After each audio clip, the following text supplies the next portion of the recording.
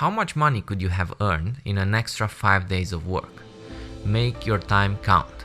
You must understand something about time. That is one resource you can never get back. Let's talk more about success. What is it and how to achieve it?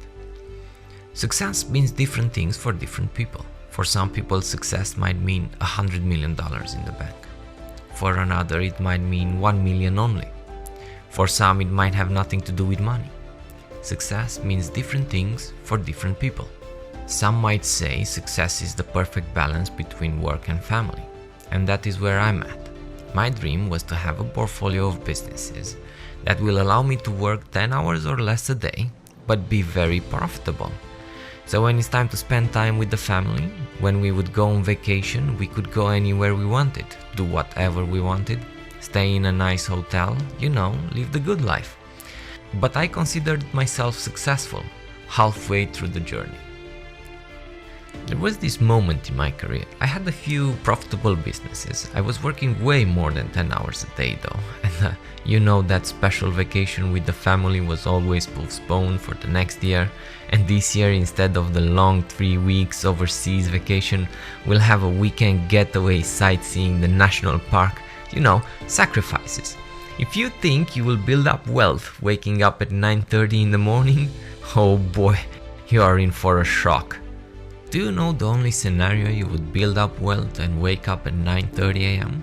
If your work is online and your customers are in a different time zone, so you work all night and you go to bed at 3 a.m. to get 6 hours of sleep. There is no other scenario. Success won't come easy. Guaranteed you'll have to shorten the family vacation.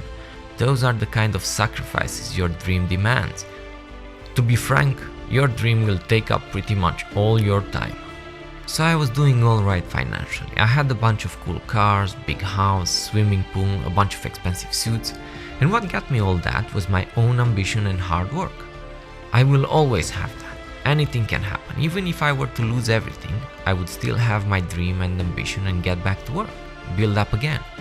Once I realized I can do it all over again, I considered myself successful.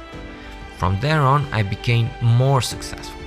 You don't have to have your dream come true to be successful. Nowadays, for me, successful is just wake up in the morning.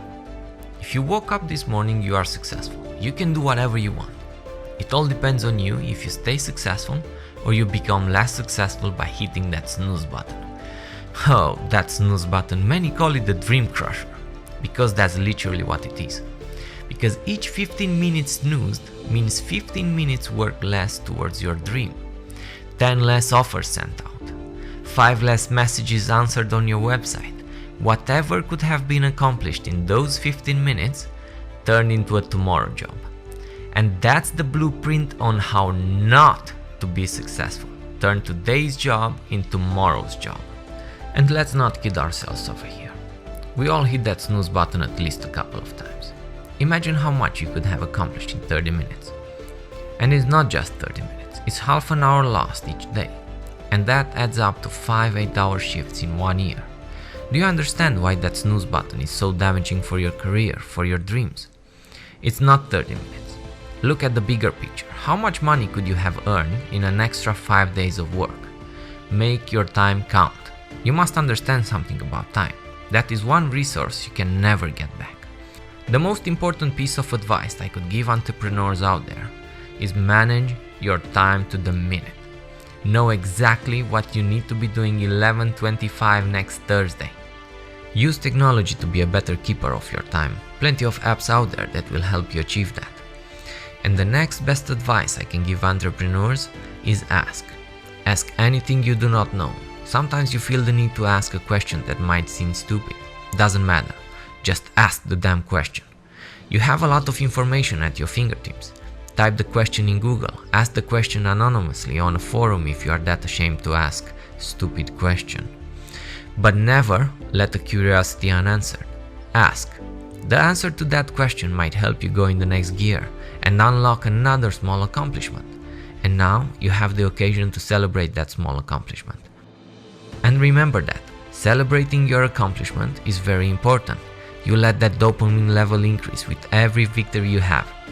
Whatever the task is, break it down in multiple small achievable steps. It's that simple. First step is the first achievable step.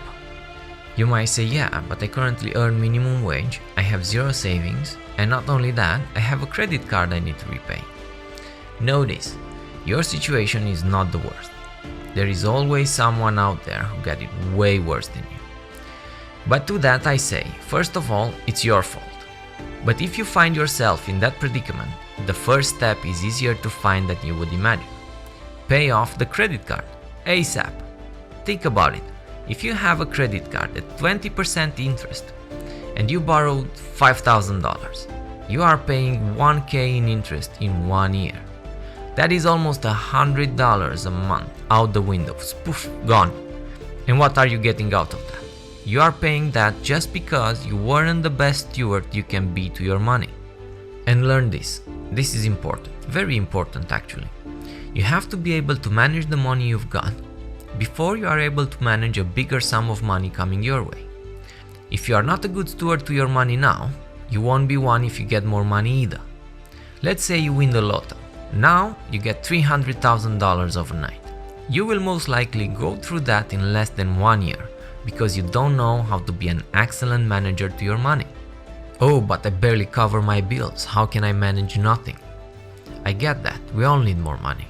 I know how you feel. I've been there. I'm telling you this out of my own experience. There is always something you can cut out to save some money. There is always a way to save up the tiniest amount. Here is an example. Amazon Prime. Almost everyone has an Amazon subscription. Instead of paying monthly, go yearly. You save some money right there. Yeah, I know it's a small amount, but look at the bigger picture again. This amount, on top of that amount, on top of that amount. Oh, now you have quite a hefty pile. Further, look at where you stay. Do you really need 3 bedrooms? A 1 bedroom isn't enough? Do you really need the thermostat left on 75? The opportunities to save are all around you. You just need to pay attention.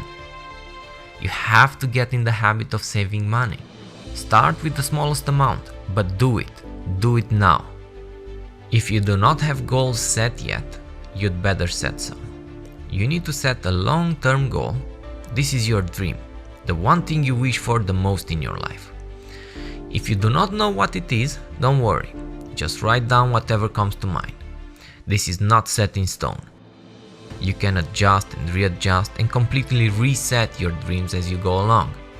But first, just pick something that you think it's worth your while. Then, you need a short-term goal. The next year type of deal.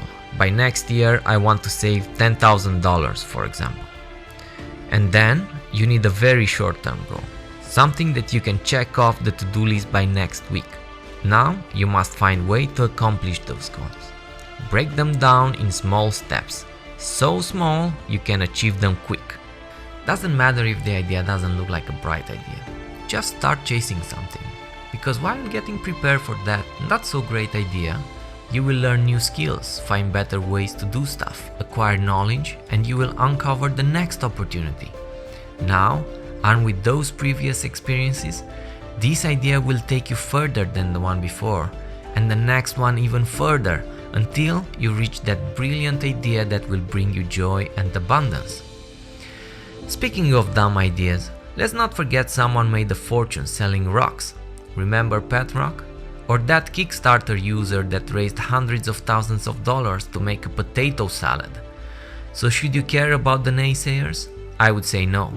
If the endeavor is worth your while, then that idea is worth chasing. Why? Because there will be a new lesson on the way for you to learn. You will build up a database, you will improve your skills.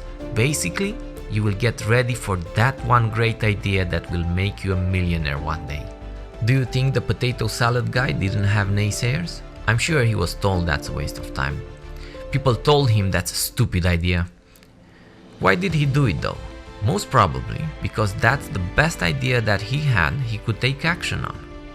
Look at it this way. So let's say you have 4 hours to spare in one day.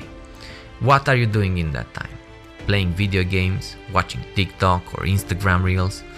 The potato salad idea looks like a good idea now, doesn't it? At least that idea, as dumb as it is, has the potential of a good outcome. Stop overestimating what your time is worth.